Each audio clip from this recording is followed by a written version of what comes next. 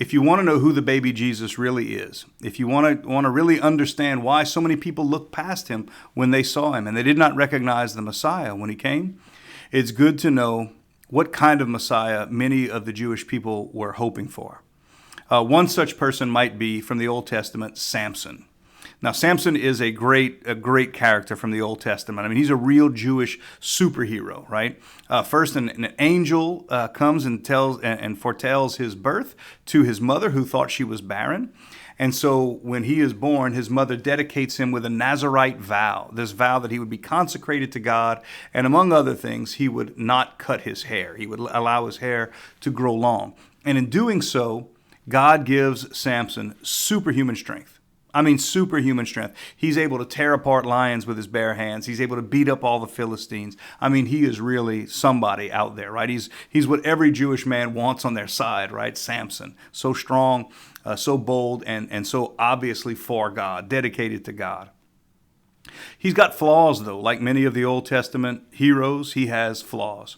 And his flaw is he falls in love with Delilah, a Philistine harlot, right? And she's cunning. She's very tricky, and she tricks him into giving up the secret of his strength, which is his long hair. His dedication to God is his strength, his long hair.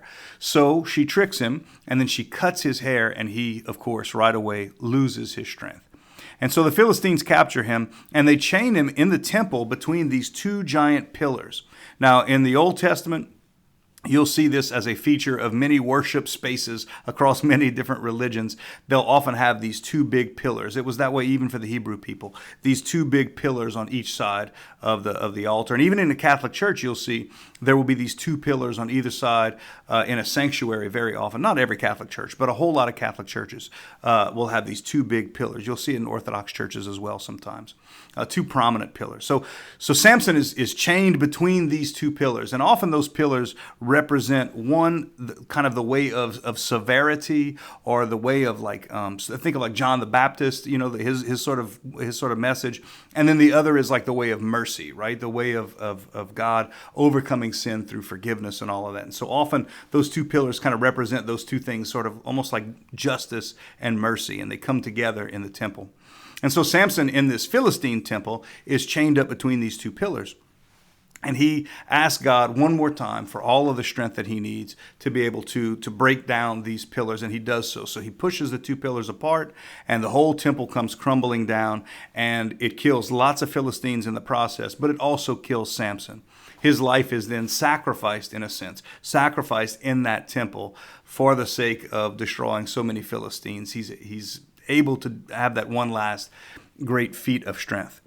But there's a message there that I think we should see. It's that the strength, the ability to defeat your enemies on the battlefield, as much as you may want that, as much as you may think that is how we're going to win, we're going to defeat our enemies, there's also this sense that it's also going to defeat you, right? It's also going to be the end of you as well. And that as a Messiah, Samson doesn't qualify, right? He's not the one we're all ultimately waiting for. Even if he's the one we say we want, he's not the one who can actually do it all for us. We would have to wait a long time before we would see the Messiah come. And when he does come, he doesn't look like Samson. So let's keep our eyes open during Advent. Let's keep praying. Let's keep asking God to show us and create in us the kind of heart that will recognize the kind of salvation that Jesus has to offer us. Amen.